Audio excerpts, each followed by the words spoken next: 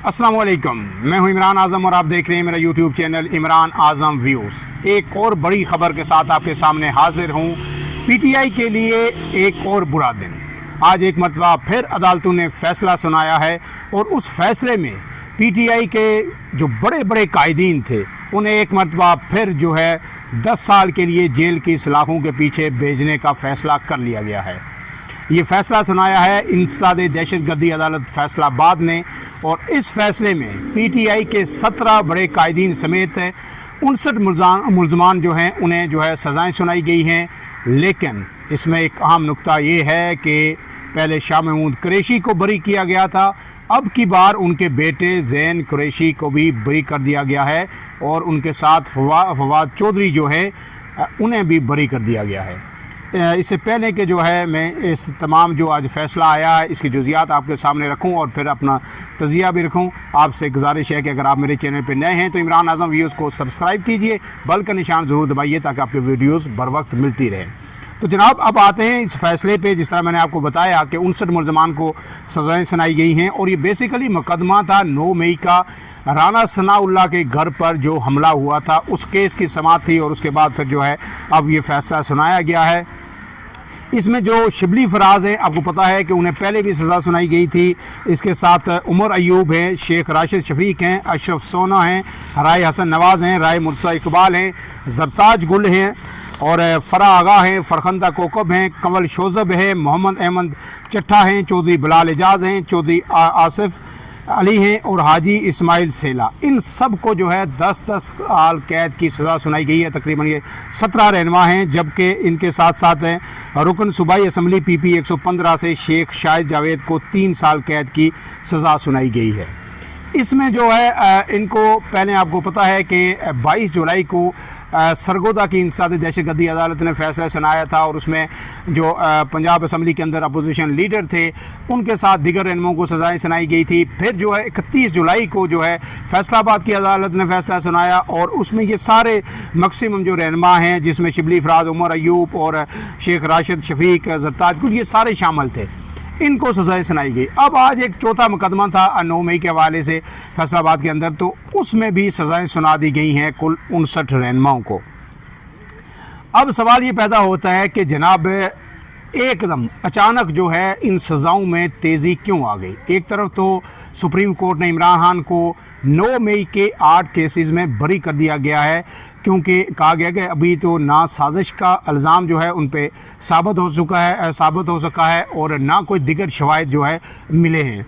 जो पहले गवाहियाँ आई थी आपको पता है कि कोई टेबल के नीचे था, जिस सिक्योरिटी एहलकार कोई सोफ़े के नीचे था, उस बुनियाद पर इंसदाद दहशतगर्दी की अदालत ने वो सज़ाएँ सुनाई। लाहौर हाई कोर्ट ने जो है उस ज़मानत नहीं दी दरख्वास्तों पे और फिर सुप्रीम कोर्ट ने लाहौर हाई कोर्ट की एक तरह सरजनश करते हुए कि किस तरह केस के मेरिट को ज़मानत के वक्त डिस्कस किया गया।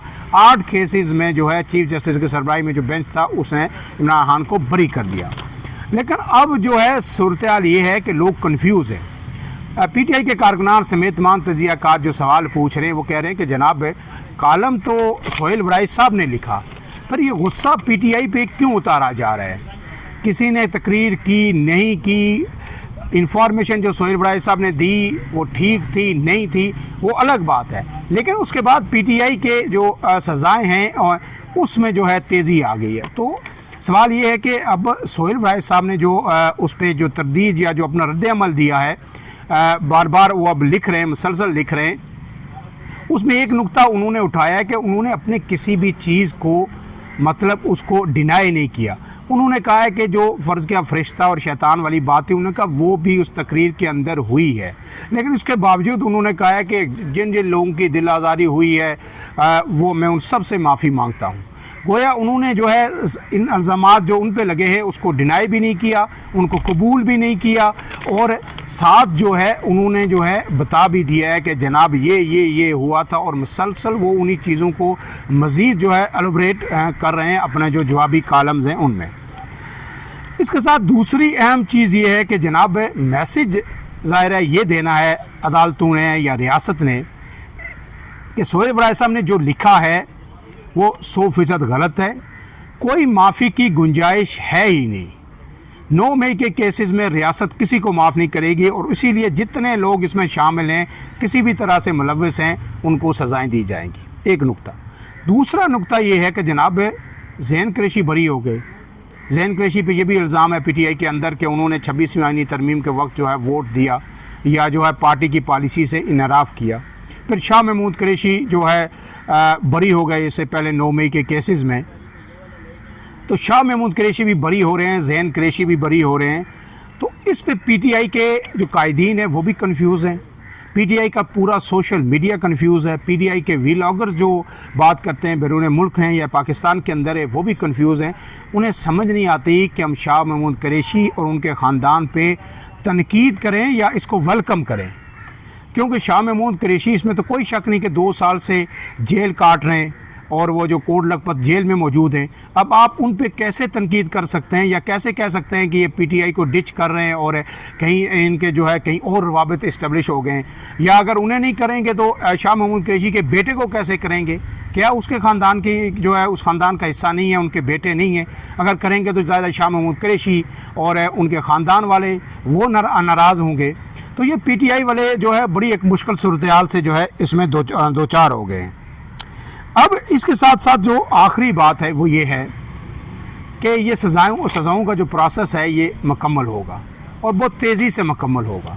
ये भी दिखाया जाएगा कि किसी को माफ़ी नहीं दी जाएगी, लेकिन इसके साथ साथ हर गुज़रते दिन के साथ शाह महमूद कुरैशी के बाहर आने के इम्कानात बढ़ रहे हैं और जब शाह महमूद कुरैशी बाहर आएंगे तो फिर डेफिनेटली वो पीटीआई को लीड करेंगे और सज़ाओं के बाद फिर जो है बातचीत का आगाज़ होगा, क्योंकि सज़ाएं अगर ज़ैन कुरैशी बरी हो सकते हैं तो फिर शारेज़ जो है अली महान के बेटे, उनका तो कोई कसूर ही नहीं है ना, वो तो इस सारे में शामिल भी नहीं थे, उन्हें गिरफ़्तार किया गया है तो फिर वो भी बरी होंगे। तो अब जो है इस वक्त बड़ी कम्प्लेक्स किस्म की सिचुएशन है, ख़ास करके जो पीटीआई के लिए और साथ साथ इस्टब्लिशमेंट के लिए भी, क्योंकि सोहेल वड़ाइच अभी तक जो है पीछे हटने को तैयार नहीं है। वो माफ़िया तो मांग रहे हैं, वो कह रहे हैं मैं कारकुना जो लोग हैं पीटीआई वाले उनसे भी माजरत करता हूँ, नून लीग वालों से भी करता हूँ, अपने पढ़ने वालों से भी करता हूँ, सहाफ़ती बिरादरी से भी करता हूँ, इस्टब्लिशमेंट से भी करता हूँ। मैंने हमेशा जो लिखा दुरुस्त लिखा और मैं इस चीज़ का दाई हूँ कि मुज़ाकरात होने चाहिए और इमरान खान को माफ़ी ना भी मांगें तो किसी और सूरत में जो है इस चीज़ को ख़त्म करके बाहर आना चाहिए। अंसार अब्बासी साहब ने भी आज लिखा है और उन्होंने ये कहा है कि इमरान खान माफ़ी नहीं भी मांगते तो एक हल ये भी है कि वो इस पर अफसोस का इज़हार कर दे कि जो 9 मई को हुआ मैं अंदर था, तो ये अफसोस का इज़हार कर दे तो फिर भी बात बन सकती है। तो गोया अब ये चीज़ें कंक्लूड होने की तरफ जा रही हैं। एक हद होती है हर चीज़ की। सियासी कैदियों को आप ज़्यादा देर अंदर नहीं रख सकते, 2 साल मैक्सिमम लिमिट होती है। उसके बाद जो इक़्तिदार के अंदर हों या इस्टब्लिशमेंट के अंदर हों उनके लिए भी मुश्किल हो जाता है कि सियासी कैदियों को अंदर रखें। और कल एक ये भी जो है मुख्तलिफ हवालों से ये कहा जा रहा है कि कम से कम इमरान खान की एहलिया को रिहा कर दें। इमरान खान मर्द हैं, वो जेल काटेंगे, वो काट सकते हैं, लेकिन जिस तरह एक अना की बुनियाद पर इमरान खान की एहलिया को अंदर रखा जा रहा है वो दुरुस्त नहीं है। गोया आवाज़ें अब जो है उठना शुरू हो गई हैं। और अहम तरीन बात आखिर में आपको बताऊं कि अतर मिनल्लाह, उन्होंने कल इस्लामाबाद में एक तकरीब से खिताब करते हुए जो गुफ्तगू की, इसके बाद जो है कहा जा सकता है कि अब जजेस भी बोलने लगे हैं। अतर मिनल्लाह ने कहा है कि सबसे ज़्यादा ज़रूरी चीज़ इस मुल्क में इंसानी हकूक़ की बाज़ियाबी है कि इंसानी हकूक़ पामाल नहीं होने चाहिए। और मैंने 2023 में आवाज़ भी उठाई, उस वक्त के चीफ जस्टिस को भी लिखा, लेकिन उन्होंने उस पर कोई नोटिस नहीं लिया। तो हम सब लोगों के अम्बासित जज, मेरा सर भी शर्म से झुका हुआ है, ख़ास करके जो बलूचिस्तान में इंसानी हकूक़ की सूरत हाल है या मुल्क के अंदर है।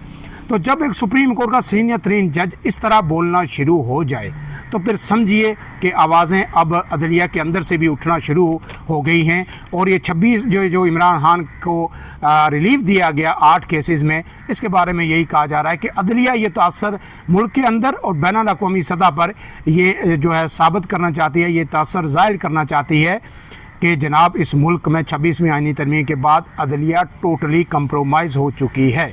और ये जो दुनिया के अंदर जो जस्टिस इंडेक्स है उसमें 142 ममालिक में इस वक्त हमारी अदलिया 129वें नंबर पे है। कुछ है जो है 13 मुल्क की जो है हमसे पीछे हैं। बाकी हमारे जो इंसाफ के सूरत हाल है उस पर रिपोर्ट्स भी आपके सामने आती हैं। तो उसी चीज़ को अब जो है बेहतर बनाने की एक कोशिश की जा रही है सुप्रीम कोर्ट की तरफ से। और अतर मिनल्लाह का बोलना और ये कहना ये बड़ा ही मानी रखता है। इस हवाले से मज़ीद इंशाअल्लाह आपसे साथ गुफ्तगू जारी रहेगी। फ़िलहाल के लिए इतना ही। इमरान आज़म को दीजिए इजाज़त। अल्लाह हाफ़िज़।